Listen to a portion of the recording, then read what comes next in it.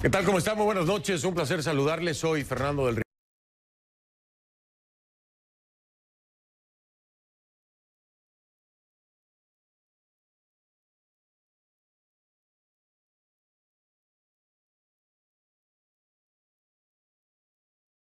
Rincón. Bienvenido a Conclusiones. Hoy es viernes. Algunos de nosotros sobrevivimos la semana. El día de hoy tenemos dos temas sumamente importantes y una investigación especial, algo que sin duda alguna era de alto riesgo, muy alto riesgo, pero se consiguió penetrar precisamente en esto que tanto hemos mencionado, los colectivos venezolanos. ¿Qué es lo que hacen? ¿Es un tema ideológico? ¿Es que tienen beneficios particulares? ¿En realidad creen en una revolución que tienen que defender y cómo la entienden? ¿O son delincuentes armados protegidos por el régimen, como muchas personas lo definen? Para conocer todos estos detalles habría que entrar, prácticamente, no le digo que ser parte, pero formar parte al menos del grupo para acompañarlos, entenderlos.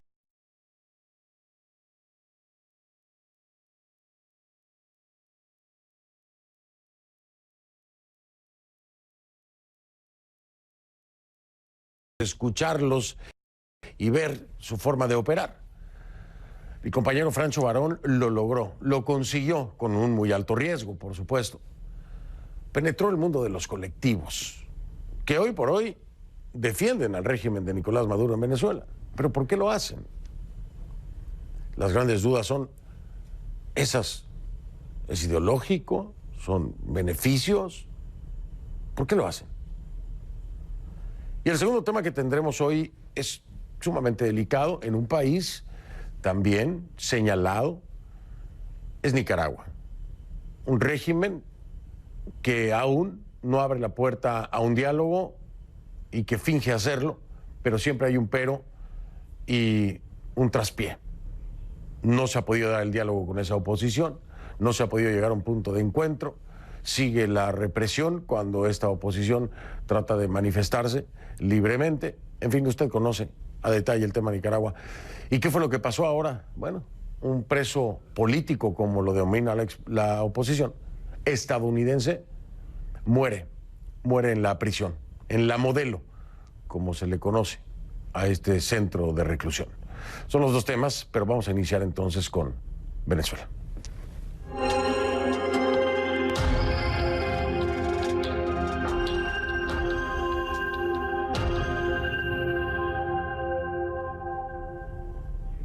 Le pido que a partir de este momento me acompañe utilizando la etiqueta numeral Conclucolectivos. El hashtag es Conclucolectivos, numeral Conclucolectivos. Sus comentarios con esta etiqueta Conclucolectivos a mi cuenta en Twitter, @soyfdelrincón, @soyfdelrincón. Venezuela, como todos sabemos, vive un episodio en su larga crisis tras la tentativa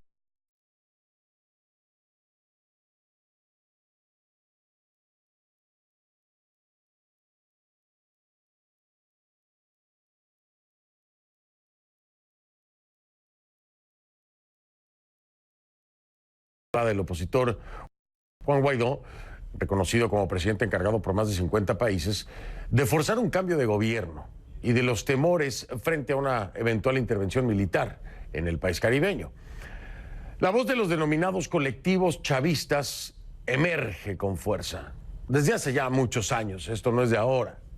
Algunos los consideran guardianes de la revolución bolivariana. Otros, delincuentes protegidos por el gobierno de Nicolás Maduro.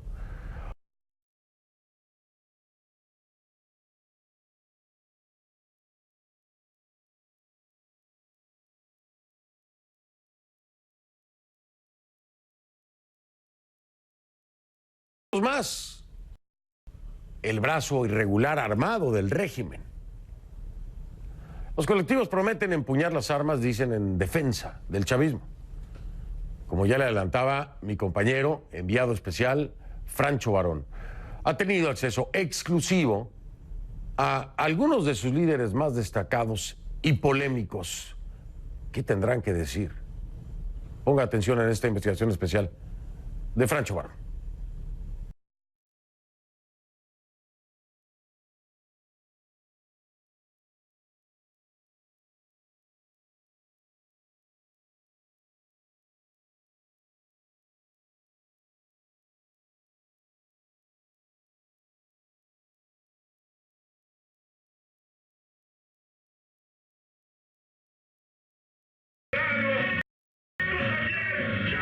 Esta es la parroquia caraqueña del 23 de enero, uno de los bastiones del chavismo más extremo. Sus sectores o barrios flanquean el mausoleo donde se encuentran los restos mortales del presidente Hugo Chávez, fallecido en 2013. Es un territorio controlado por los denominados colectivos, grupos leales al chavismo que van más allá de la política. Desempeñan diversas funciones, desde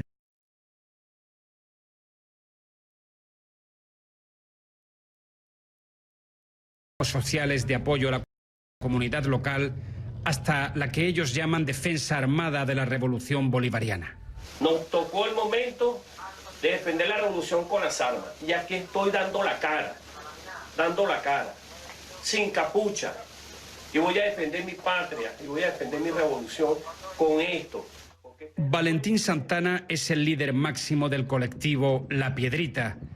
Es uno de los grupos oficialistas más exaltados, hasta el punto de que el propio Chávez llegó a pedir la detención de Santana por violento, algo que nunca ocurrió.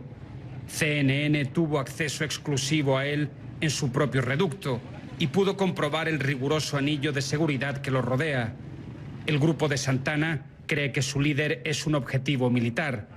Advierte que él y su gente empuñarán las armas para defender al gobierno de Nicolás Maduro en caso de una intervención armada en Venezuela. Nosotros, por orden del presidente de la República, nos estamos preparando. ¿Por dónde nos estamos preparando? Ahora estamos sembrando, estamos educando a nuestros hijos. Y en la parte de la defensa armada tenemos a la milicia bolivariana. Esta revolución es pacífica, pero está armada. Y las armas están en los cuarteles con nuestro ejército y la milicia bolivariana. Y nosotros, conjuntamente con ellos, vamos a defender la revolución bolivariana. Si ellos osan entrar a la patria de Bolivia, eso que no les quepa. Eso escríbanlo. Santana nos muestra un huerto comunitario y una panadería a precios populares gestionada por su colectivo. Y cuando le preguntamos por el líder opositor, Juan Guaidó... Yo no lo subestimo. Yo no. ¿A Guaidó? Yo no lo subestimo.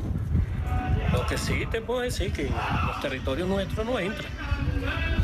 Ni se le ocurra. Aquí en La Piedrita no entra. El mismo día de este encuentro con Santana, algunos de los líderes más destacados de los colectivos de Caracas acuden a este barrio. Dicen que vienen por lealtad a la revolución. ¡Leales siempre! ¡Patria o muerte! ¡Chávez vive! ¡La lucha sigue! Desde hace años, la oposición venezolana culpa al cuestionado presidente Nicolás Maduro de encubrir a los colectivos más violentos, acusados frecuentemente de cometer todo tipo de delitos, incluso asesinatos. Así que yo salgo en la defensa de los colectivos. Ya basta de tratar de demonizar y de desprestigiar a los colectivos. Adelante, colectivo. Levantar la cara, levantar la moral. Las mismas voces también acusan a los colectivos de agredir a los opositores que protestan contra el gobierno de Maduro. En abril, la Asamblea Nacional, de mayoría opositora, declaró terroristas a estos grupos. Hoy en día, los colectivos en Venezuela representan un grupo paramilitar destinado a ser la fuerza de choque del gobierno para enfrentar a la oposición política. Lo que es interesante y lo que es importante entender en Venezuela es qué ha sucedido y qué sucede en la actualidad que hace que el gobierno tenga que apelar a fuerzas paramilitares que no tienen autorización para ejercer la fuerza y la violencia para generar un control político y no utiliza lo que son los cuerpos regulares, que son los que en cualquier gobierno, en cualquier estado, tendrían que dedicarse al control del orden público, por así llamarlo. El criminólogo y experto en colectivos venezolanos, Fermín Mármol, trata de responder a esta cuestión de extrema complejidad.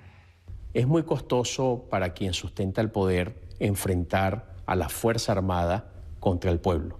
Es muy costoso para quien sustenta el poder enfrentar a las policías nacionales, estadales o municipales afectas a la revolución bolivariana en contra de la población. Es decir, ahí se materializan potencialmente la violación de derechos humanos.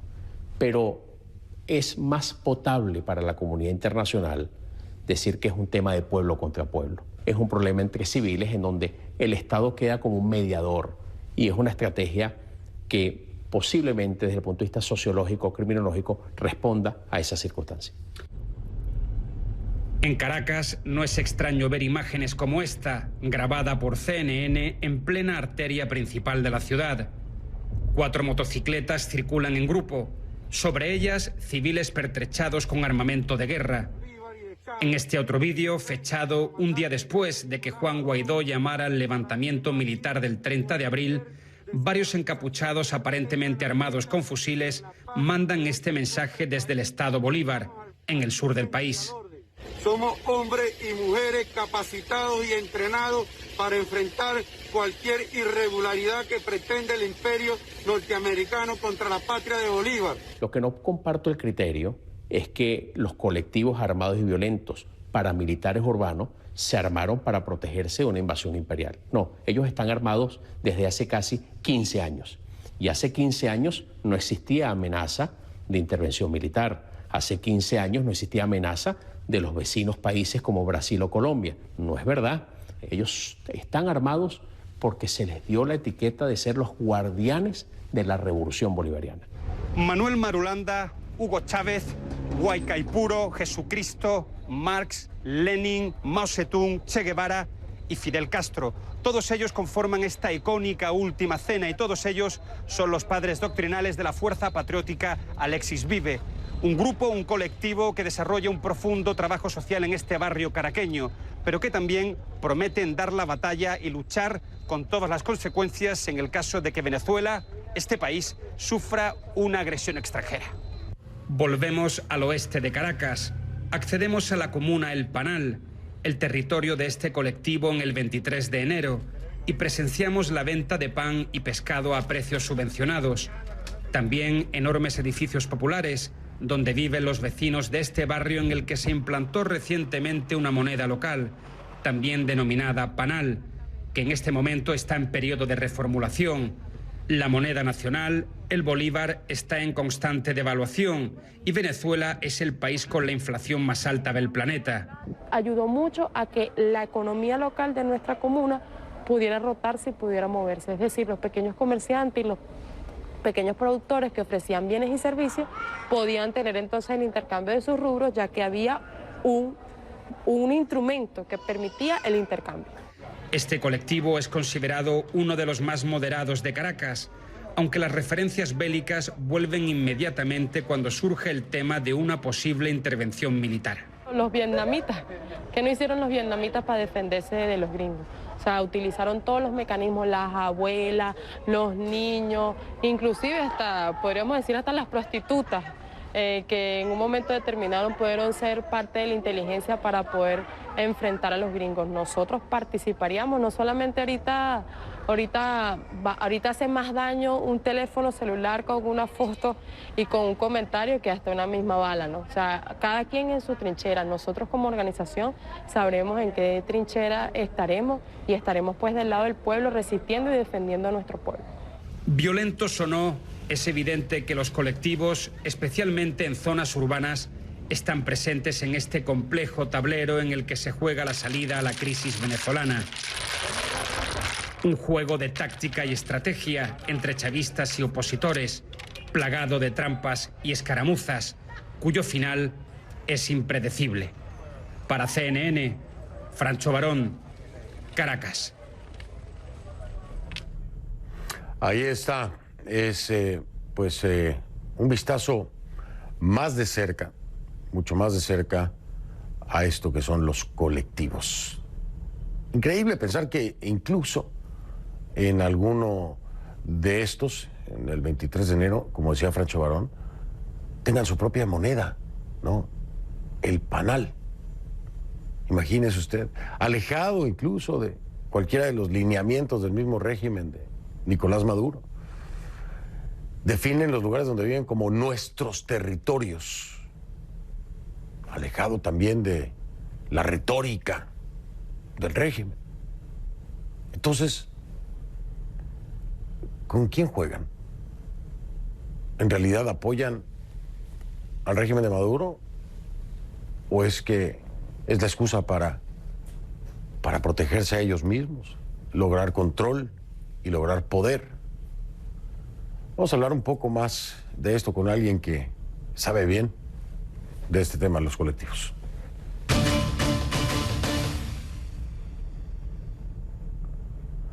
Le doy la bienvenida entonces a Roberto Briceño León, es el director del Observatorio Venezolano de la Violencia, quien nos acompaña desde Caracas, Venezuela. Roberto, buenas noches, ¿cómo está? Bienvenido. Buenas noches, Fernando. Saludos para ti y para tu audiencia. Estoy sumamente sorprendido de pequeños detalles que tal vez no conocíamos, como esto de tener una moneda local, el panal, en una de las comunas, ahí en el 23 de enero.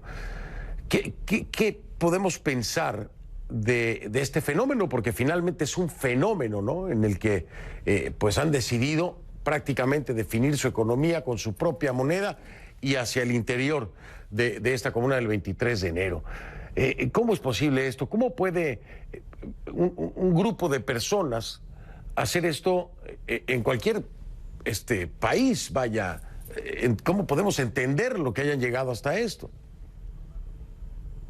Bueno, obviamente, Fernando, que esto no es posible si no tiene el aval, el control, el permiso, por decirlo de alguna manera, del gobierno nacional y de las autoridades. Si no, no sería posible que estas cosas funcionaran.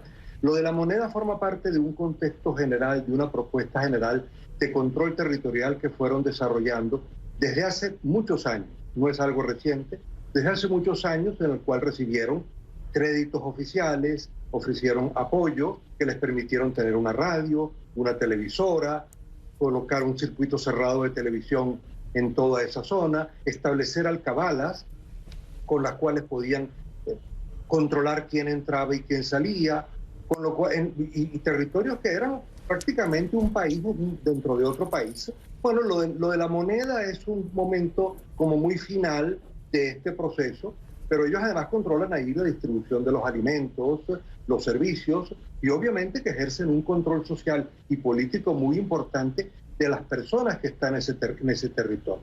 Pero más aún, Fernando, los cuerpos policiales no han podido, y desde hace muchos años, no pueden ingresar a esas zonas sin el permiso de estos grupos.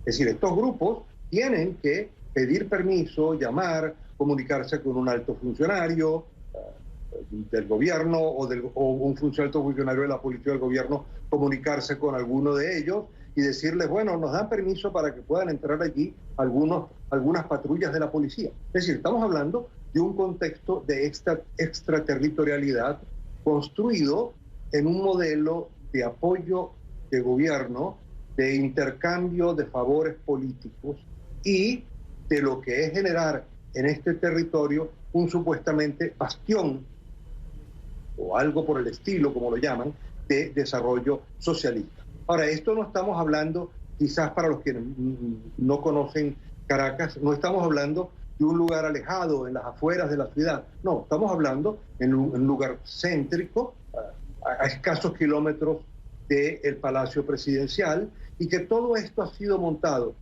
repito, Fernando, con el aval de las autoridades del gobierno y además con un abundante dinero de la riqueza petrolera que permitió producir todos estos equipos y financiar estos grupos en el país. Fernando. Y finalmente por eso es que ellos mismos definen las zonas como sus territorios, ¿no? Dejando a un lado cualquier participación del régimen de Maduro o de cualquier gobierno en turno. Ahora, en cualquier otro país, y por hacer la comparación, pensemos en las favelas, por ejemplo, en Brasil, en cualquier otro lugar este sería un foco rojo que tendrían que atender y enfrentar, porque finalmente son civiles y son civiles armados que no solamente mantienen cerradas las entradas a sus territorios y se tiene que pedir permiso, sino que además de todo esto, evidencia por montones hay de que disparan a personas que se manifiestan, enviados por quien sea.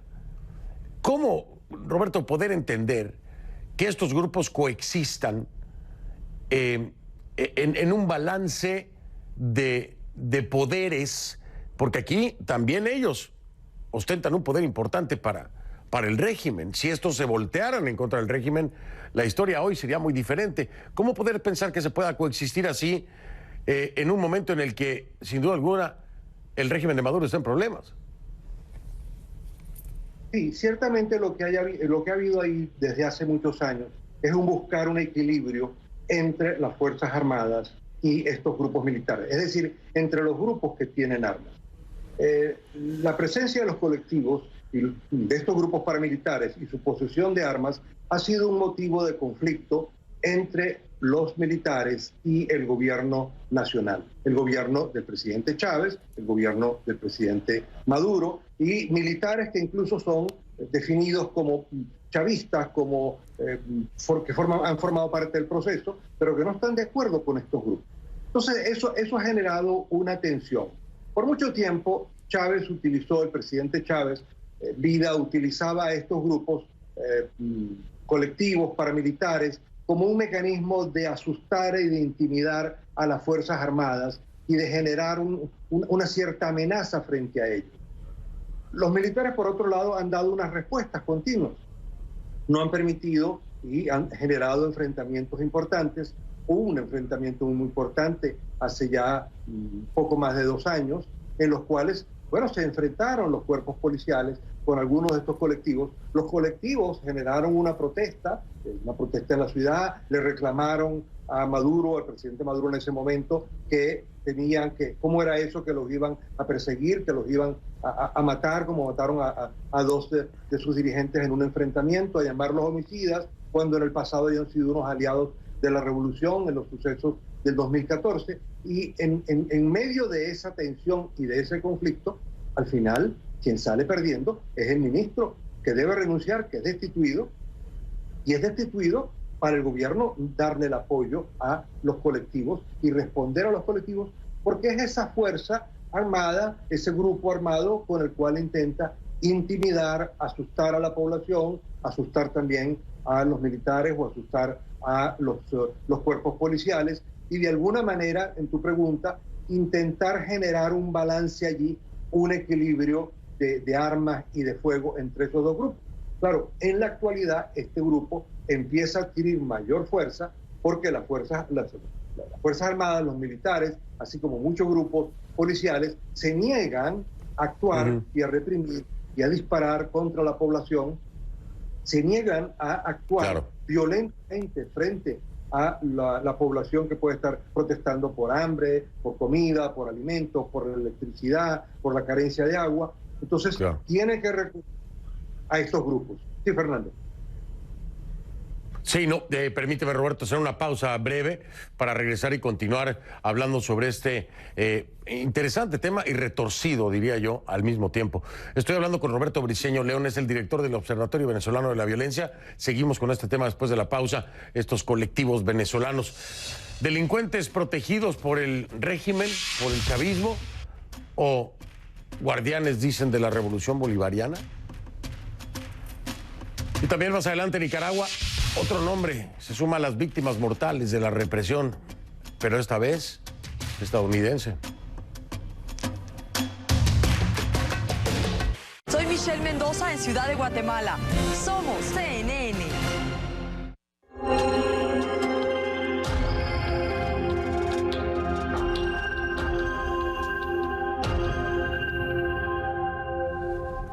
De vuelta con Roberto Briceño León, director del Observatorio Venezolano de la Violencia.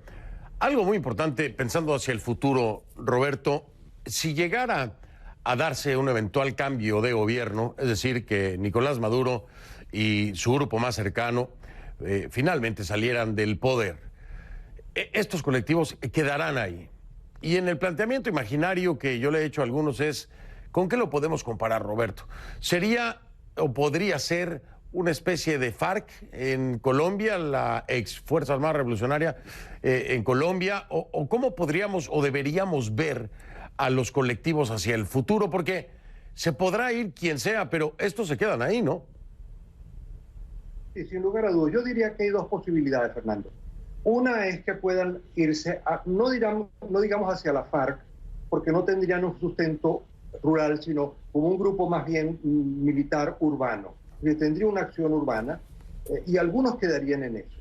Sin embargo, yo creo que otros dejarían de actuar y dejarían de tener la fuerza que tienen, porque dejarían de contar con el apoyo financiero que en la actualidad se los permite, y ya no estarían actuando con absoluta libertad y con buenos recursos y buen financiamiento, sino que tendrían que actuar en unas condiciones muy distintas, y ciertamente algunos, más ideologizados o más entrenados en la violencia, continuarían en la acción posiblemente militar, como ellos anuncian, pero en ese caso habría una respuesta militar. Pero muchos otros, es mi impresión, que dejarían de actuar allí y pasarían a actuar políticamente utilizando otros mecanismos de orden político y no exactamente la lucha armada. Bueno. Roberto, pero aquí entendamos algunas realidades hoy por hoy en Venezuela. El tema, por ejemplo, del narcotráfico, ¿no? De la explotación ilegal de los recursos mineros. Es decir, hay otros grupos que hoy por hoy se ven beneficiados de estos pequeños cotos de poder, estos grupos, estos territorios prácticamente tomados por los colectivos, en donde hay tráfico de muchas cosas. ¿No podría ser este el sustento, Roberto, tal cual lo fue en su momento para la Fuerza Armada Revolucionaria de Colombia, para la guerrilla de ese entonces, el traficar con droga, por ejemplo? Sabemos que hay altos niveles de narcotráfico en Venezuela. ¿No podría esto darles el sustento necesario para continuar operando violentamente en la toma o control de territorios? Sin lugar a dudas, es un recurso, es una renta que pueden explotar. Pero estaríamos hablando de un grupo distinto que no necesariamente son lo que podemos definir como colectivos o lo que en el tratamiento de este programa hemos estado llamando colectivos. Ahí entran grupos paramilitares, ahí entran el ELN, ahí entra lo que es la guerrilla bolivariana, o sea, ahí están entrando otros grupos. Estos grupos colectivos, algunos de ellos, no todos hay que decir, se benefician del tráfico local de droga, del mercado pequeño de la droga o de la difusión, pero no entran en el gran negocio y el gran movimiento. Sin embargo, para esta otra parte sí, los otros grupos, ya los grupos de la guerrilla bolivariana o del ELN o de grupos paramilitares que sí se encuentran alrededor de la frontera, ellos sí pueden utilizar esto y sí sería una renta muy importante con la cual pudieran sobrevivir, pudieran conseguir armas y pudieran mantener un sustento de lucha para sabotear el nuevo régimen, un régimen en transición. Y ese sería un grave, grave peligro. Habría que pensar o preguntar, ¿no?, qué planteamiento tendría el próximo régimen. En este caso, pues tendría que haber un plan para esto, pero bueno, no se ha hablado y esto es muy importante hablarlo. Roberto Briceño León, director del Observatorio Venezolano de la Violencia, mil gracias por haberme acompañado, Roberto, y que tenga un excelente fin de semana. Igualmente, Fernando, saludos para ti y para tu audiencia. Igualmente, muy amable, saludos hasta allá. Voy a hacer una pausa, regreso, vamos a cambiar el tema. Nicaragua. A ver, el diálogo ¿qué ha traído como resultado? Pues hasta ahora no mucho, ¿no? Lo cierto es que la represión se cobra otra víctima mortal, pero en esta ocasión es un estadounidense. Vamos a hablar de eso.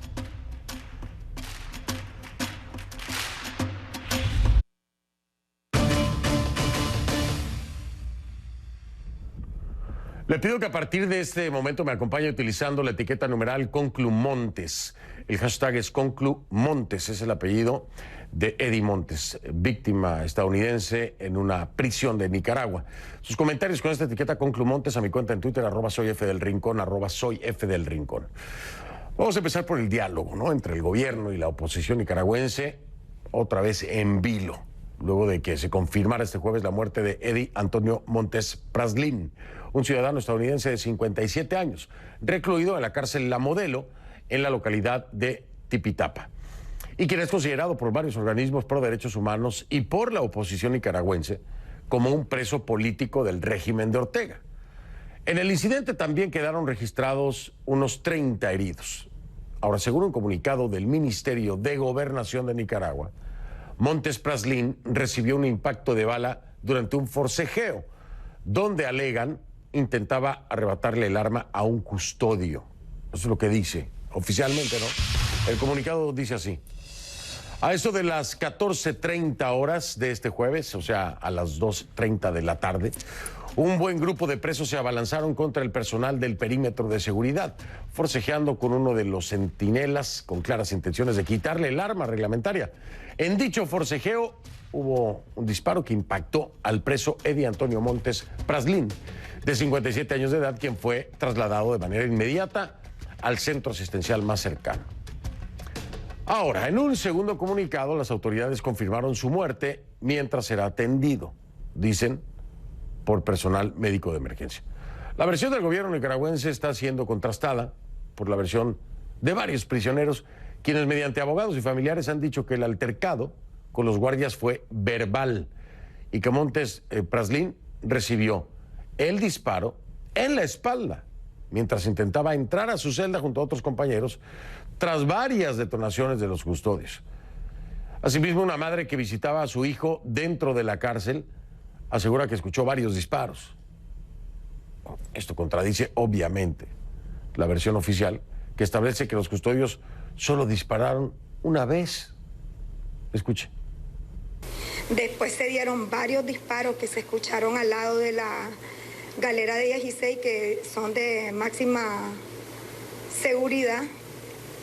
Y fue cuando logré observar de que venían cargando a un hombre. Yo no le miré el rostro, sí miré de que lo traían entre dos, que lo traían de arrastra, lo montaron a una camioneta color negro, tampoco era marca Hilux. Después traían a otros dos más, pero también venían heridos. Ahí está el testimonio. Vamos a hablar de este tema con mi invitado. Le doy la bienvenida ahora a Paulo Abrao, es el secretario ejecutivo de la Comisión Interamericana de Derechos Humanos, cargo que asumió en agosto de 2016. Paulo, mil gracias por estar de nueva cuenta aquí. Buenas noches. Buenas noches, Fernando. Paulo, ¿qué podemos decir de esto con versiones encontradas? Por parte también, por supuesto, de la oposición nicaragüense, el testimonio de esta mujer y otros más que se suman y contradicen por completo la versión oficial. ¿Qué sabemos, Paulo? ¿Cuál es la investigación que ustedes tienen o la información que ustedes manejan? Bien, Fernando. Primero, a mí me gustaría transmitir condolencias a los familiares de Eddie Montes.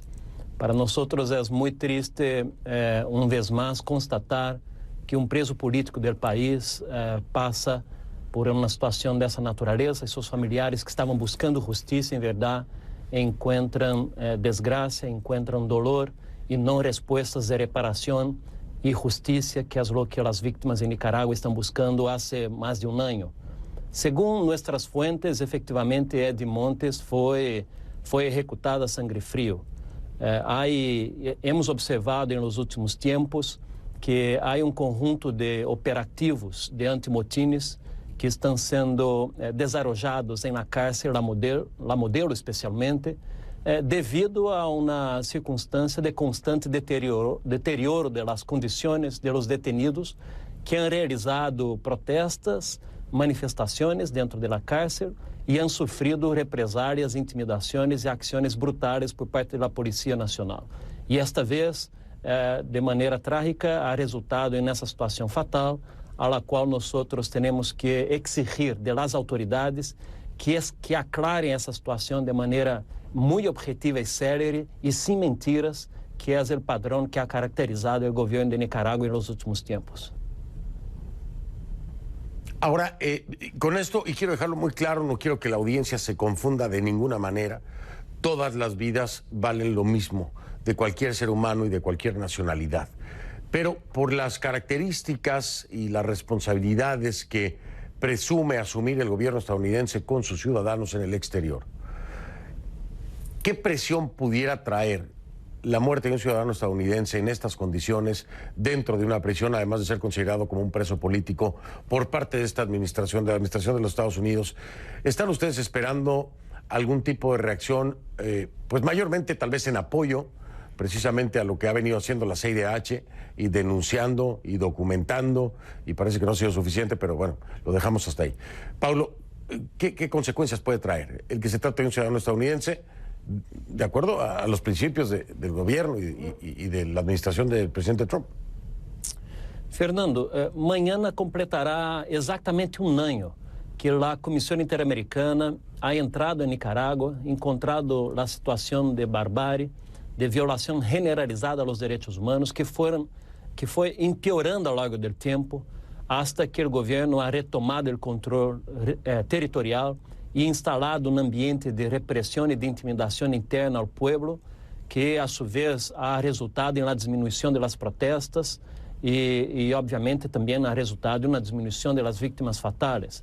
Pero efectivamente la represión en el país sigue muy intensa. También las protestas se han transformado, han adquirido otras formas de manifestaciones.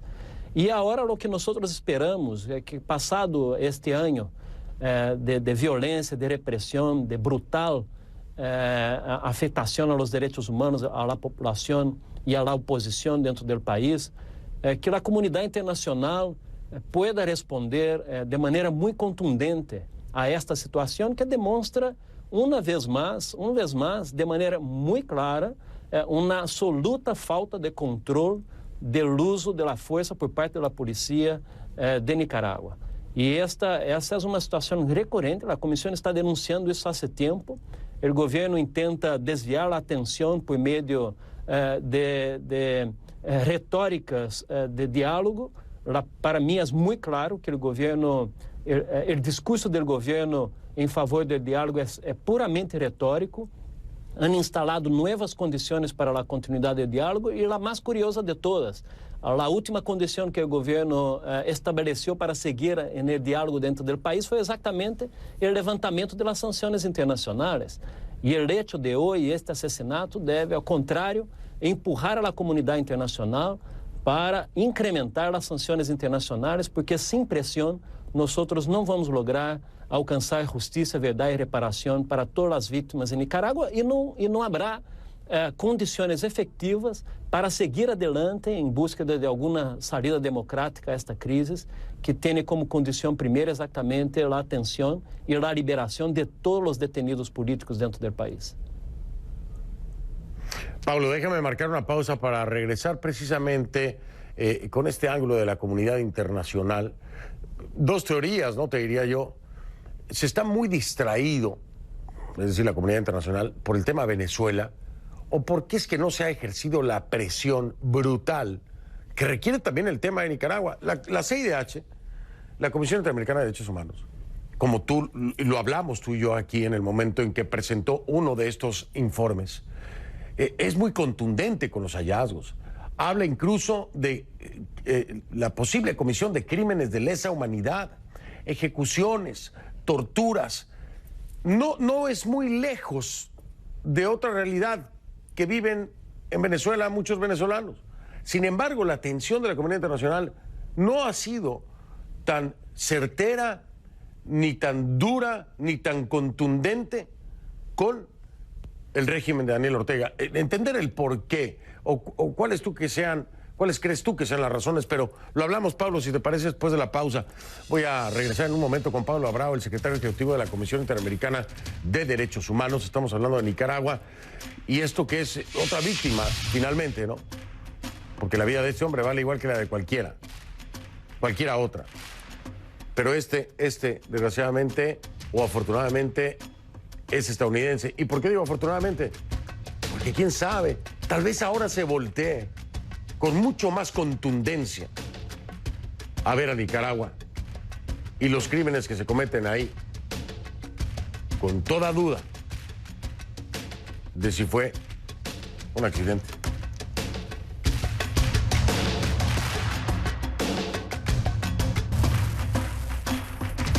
Continuamos con Paulo Abrao, secretario ejecutivo de la Comisión Interamericana de Derechos Humanos. Paulo, te decía, ¿está muy distraída la comunidad internacional o muy ocupada la comunidad internacional con el tema Venezuela? ¿O por qué crees que no ha sido tan contundente? ¿No hay un grupo de Lima, por ejemplo, de diferentes países para hablar sobre el tema en Nicaragua. No hay un grupo de contacto que esté buscando arreglar la situación con el régimen de Ortega. ¿Por qué crees que sea esto? Fernando, creo que existem múltiplas explicações. Talvez dois fatores principais. Primeiro que, efectivamente, o paralelo à crise de Venezuela, que tem uma escala muito larga, ocupa a energia e também genera a necessidade de uma resposta muito intensa por parte da comunidade internacional, porque é uma crise que se arrastra ao longo de muitos anos e a qual se intenta agora buscar alguma salida nova, não? Ante as novas condições que também se vive.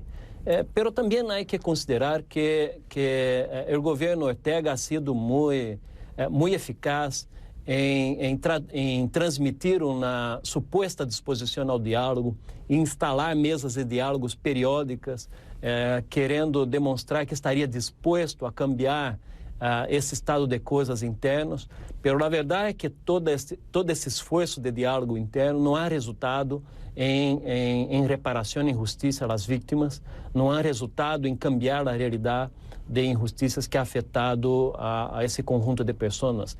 Ou seja, a Comissão ha apontado e comprovado a ocorrência de crimes de lesa humanidade, a Comissão ha insistido em denunciar ao longo do tempo de que a repressão sigue no país, de que todavia há uma ausência de liberdade de expressão, que a cada dia que passa essa situação só empeora e agora, mais recentemente, nossos informes estão apontando para a comunidade internacional de que hoje temos muito pouca esperança de que esse diálogo pueda resultar em condições práticas para as vítimas, porque quando um governo diz que está em uma discussão de diálogo, pero empieza a adotar práticas de campanhas de estigmatização em contra das próprias pessoas que estão participando dentro da mesa de diálogo, ou quando passa esse tipo de situação de repressão aos detenidos em las cárceles, ou quando empieza a generar condições novas para continuar o diálogo, pero principalmente quando não cumpre os acordos anteriores, não há que esperar muito por parte de um governo que está só tentando administrar essa crise junto à comunidade internacional. Mas também, de outro lado, queria dizer que há esperança. Ou seja, nesse momento, nós estamos tentando involucrar outros atores da comunidade internacional.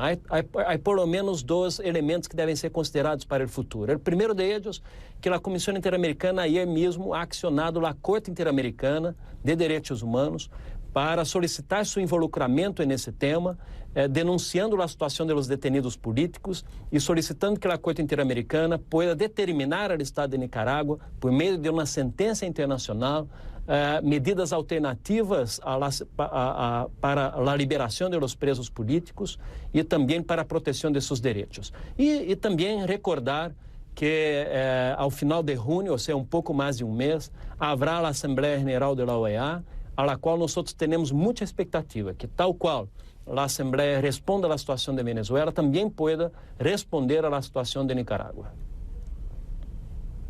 Eso está por verse y claro, por supuesto que todos estamos esperando lo mismo. Y finalmente, y breve, Paulo, para poder salir a tiempo con el programa, si tú mismo lo has dicho, si lo que hay es solamente una retórica por parte del régimen de Ortega para aparentar que quiere un diálogo y la salida no es el diálogo, ¿qué salida puede haber entonces para los nicaragüenses?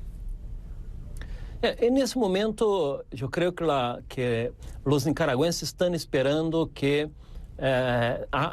primeiro se libere a todos os detenidos políticos. Para eles, a salida tem como condição primeira a liberação de todos os detenidos, essas pessoas que estão em situação de injustiça. Quando isso ocorra, efetivamente se pode pensar quais serão os próximos passos. E o governo disse que em 90 dias, a partir do início do atual diálogo, que já se passaram 60 dias, se escarcelaria todos os detenidos políticos. Ou seja, esta fecha limite termina no próximo dia 18 de junho.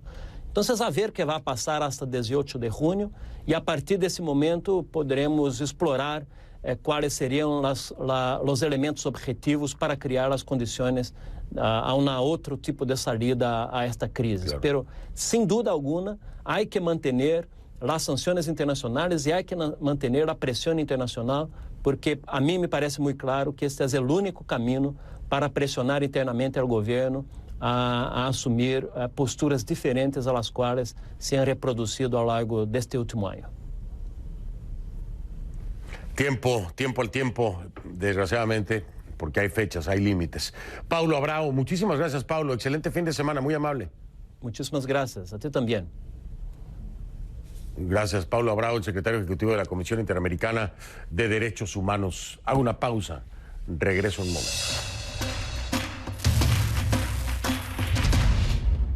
Hola, si es diabético, preste atención a este importante mensaje.